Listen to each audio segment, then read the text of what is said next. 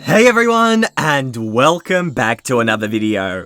Welcome to r/IDontWorkHereLady, a place where regular customers are mistaken for employees and hilarious and sometimes tragic results ensue. Now, I haven't been on this sub in ages. I find that it gets really popular around Christmas and then sort of dies down. But I found some awesome stories for you, and this first one by user/ARS Torok is absolutely no exception, so let's get straight into it. It's the early 2000s and I'm a senior in high school. My graduating class has 800 students in it, and the school itself was a massive campus, broken up into around 6 buildings. The first day of my senior year, we spent the entire day in homeroom. You would only visit homeroom maybe 3 or 4 times a year at this school. It was just an easy way to break the student body up into manageable groups. If every student has to do a thing, line up by homeroom. If a teacher needs an arbitrary way to break the class up into groups, homeroom, building letter. Want to check out a book? Name and homeroom. Want tickets to prom? School ID and homeroom. School needs to make everyone watch a presentation. For 1 hour, please go to homeroom. For all this homeroom talk, we actually sat in the room twice my senior year, and in the case of my room in particular, only once. So it's the first day of school. I have my schedule in hand and I'm headed to my homeroom, room A003. So, A building, in the basement, room 3, there it is. I sit down well before the bell and manage to snag the last of the 16 desks in this broom closet of a room. Shortly thereafter, there's standing room only. And by the time the first bell rings, we upgrade to 1 sardine tin worth of students. 36 students, 16 desks. We haven't even gotten to that class yet, but things are not adding up. My homeroom teacher stands in the doorway, takes one look at his sardine students and says, "Nope, everyone out into the hallway." So we all march out of our clown car classroom. The teacher then takes us to room A004, which is over twice the size and has plenty of desks. The teacher tells us, just write A004 on your schedule. If you're asked your homeroom number, say A003, but if you're told to go to homeroom, come here instead. Fast forward 1 school year. It's the last day of school. Now, for obvious reasons, no sane teacher in this district would think to demand a class of seniors to do anything on the last day of high school other than watch the clock. We're sent to homeroom. Now, I just so happen to measure in at 6'2", and my hard-grown peach fuzz beard had matured into a wonderful dark brown. All those nights of standing in the mirror, using sheer willpower to make it grow more has paid off. And the icing on this cake was the fact that I had elected... Okay, so we had some family stuff to go to, and I would have to leave the school and drive to said family stuff directly. So I was dressed in my Sunday best. A full-sleeve, collared button-down with slacks and my nice leather formal shoes. These 3 things became the trifecta for this series of events. The bell rings and no teacher. Okay, maybe he's late. 10 minutes after bell, maybe he's really late. 15? 30? So there was nothing but chaos in this classroom. Everyone was doing whatever they wanted with no holds barred. I elected to doodle in my notebook like the cultured young adult I was pretending to be. That is, when my pencil broke. So I get up and head over to the pencil sharpener and get to sharpening. I stop and admire the handiwork when there's a knock on the door. This kills half the noise in the room. I open the door to find an older, 5 foot, not an inch more, looking the 14 inches up to me. She hastily explains that her class is missing. Before I get a word in, she shows me a piece of paper. She's a substitute teacher and she's subbing for our homeroom teacher. The class is down to hushed whispers as everyone is listening. I just look at this poor woman as she explains that all the children just haven't shown. Not a single one. Is this A building? This is A003, right? At this time, one of my more quick-thinking classmates raises her hand and says, "Mr. OP." This clues me in and all the pieces click into place. I excuse myself and address the class, asking them to please keep it down and pull out their health books. Page 107. Without a single misstep, my comrades in arms grab their books and turn to the page. Not one word is uttered for fear of breaking the voodoo that we're casting. My fate as the teacher of A004 was sealed at the point. I give the substitute instructions to get to the main office and tell her to double check the assignment. She hurries off and I turn to my class. For a few terrible minutes, no one breathes. Then, when we hear the sound of someone ascending the stairs out of the basement, we all burst into laughter. Now begins phase 2, sealing the deal. A few students rush up and scribble health-related notes up in the whiteboard.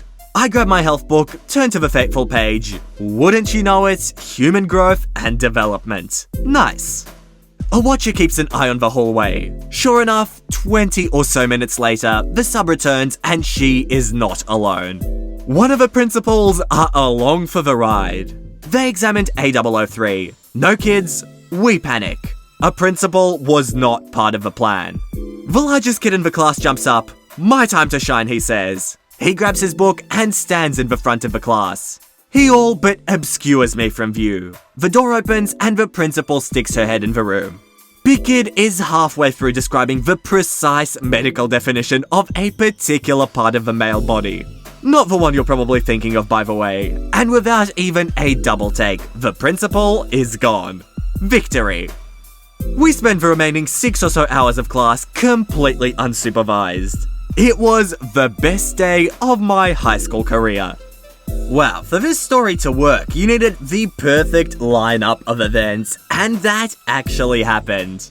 Also, lucky you that it happened on your last day of school, because that means there aren't any repercussions, so it was perfect. And here's our next post by user/deleted.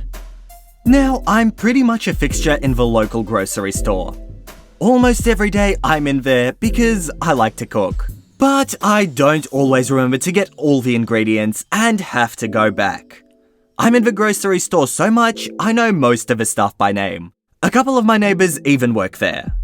But anyway, I was walking around the aisles, picking up beef broth, vegetables and whatnot, when I saw a lady wandering the aisle aimlessly. So I thought I would be considerate and asked her if I could help her. The elderly lady was looking for baking goods. I know the store like the back of my hand and know where they are. As we walked to the baking aisle, we struck up a conversation. The sweet elderly lady asked me if I could help her with her shopping because she'd never been in the store before. I said, sure, why not? I wasn't in no big hurry. I mean, I live in the apartments right behind the store. Actually behind the store. I can stand on my patio, take off a shoe, and actually hit the back of it. We wound up doing all her shopping together. She began to tell me about her kids and grandkids, and she was soon to be a great-grandmother. She's a very pleasant woman. I actually learned a few things she told me that she had seen in her lifetime. We walked the aisles, taking the items on her list and throwing them in the shopping cart, and she would check the items off. Finally, about half an hour later, we proceeded to check out. I told her I would be right back because I almost forgot what I'd gone there for. As I returned to the register, the elderly lady was telling the manager what a nice employee I was and didn't want me to get in trouble for taking up my time. Dean, the manager, smiled and told her that I don't work there. The elderly lady looked at me puzzled and apologized to me for taking up so much of my personal time. I told her I was in no rush and that I live in the apartments nearby. It turns out she'd just moved several apartments away across the apartment complex. We walked home to our apartments. She smiled and asked me why I helped her if I didn't work there. I told her that my parents raised me to help others without reward. I gave her her groceries. I told her if she needed help or wanted to go shopping, let me know.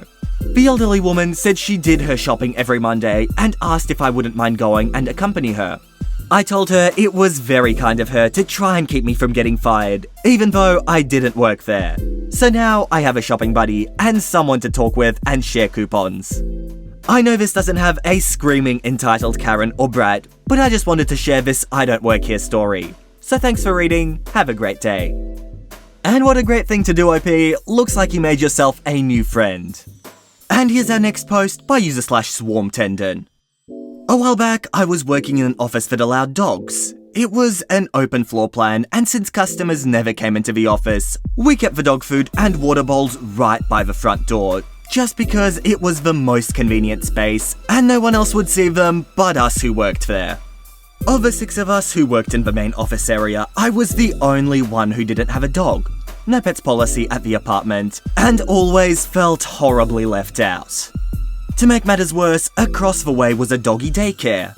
One day, a very frantic woman came in, and she had an absolutely massive basset hound with her.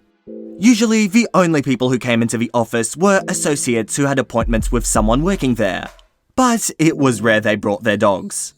She ran up to me and said, "Do you work here?" And I said, "Yes, how can I help you?" And she said, "I wasn't sure if you took walk-ins, but I read online I could just drop him off. I tried to call, but no answer." I didn't know what she was talking about at that point, and I said, "Come again? Who did you call exactly?" Thinking if I could just saddle her off to whoever she came to see, I wouldn't have to decipher her problem.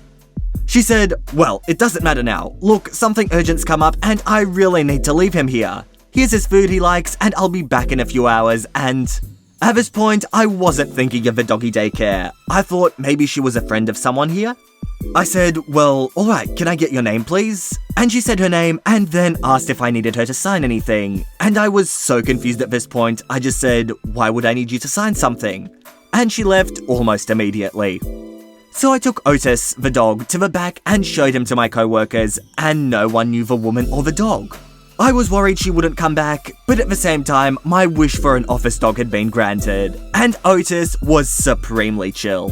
All he did all day was lie around and drool into his own ears. I just freshened him up every now and then, took him out every couple of hours, and he was happy as a clam, on a big, cushy dog bed we thankfully had an extra of. He just loved attention from anywhere he could get it. At the end of the day, the woman, thank God, came back.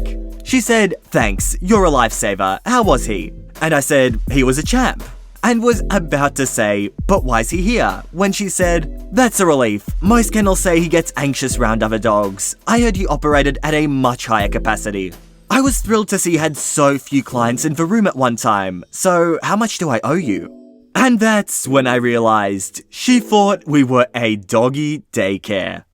Now, I probably should have corrected her, but I loved my day with the office dog, and I did want to get paid for supervising this strange dog all day.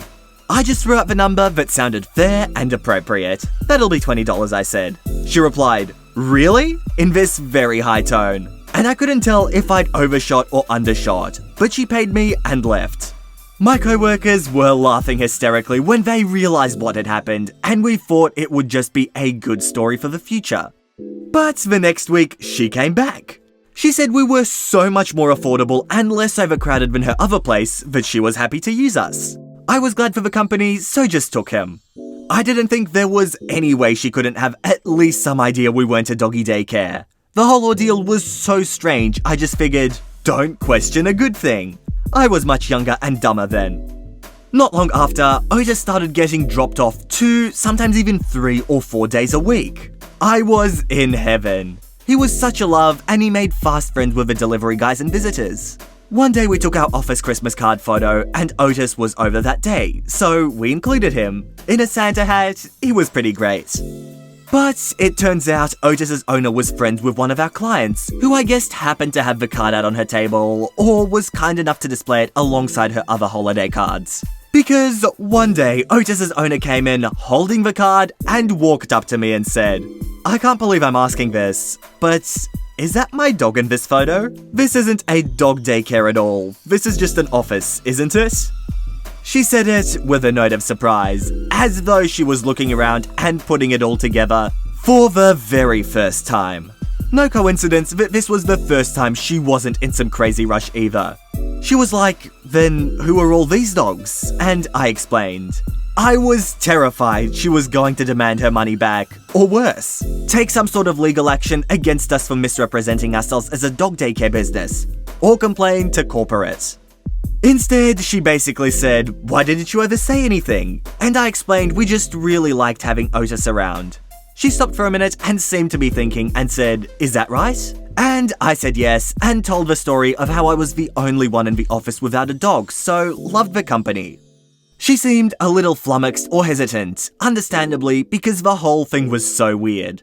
She turned to my coworker and asked if I was telling the whole truth. I don't know why she thought my coworker, also a stranger to her, was any more trustworthy than me. But hey, strange times. Coworker backed me up. So she said, "Well, I wish you'd said something sooner. Could have saved me a lot of embarrassment with my friend back there. Alright, I have to get going. See you at 4 o'clock. And she left Otis. I couldn't believe it. I said, "So can he stay?" And she replied, "Where else could I find someone to watch him one-on-one all day for 20 bucks? And off she went. Otis stayed my office dog until his family moved away. Luckily, right around the same time, I took a new job.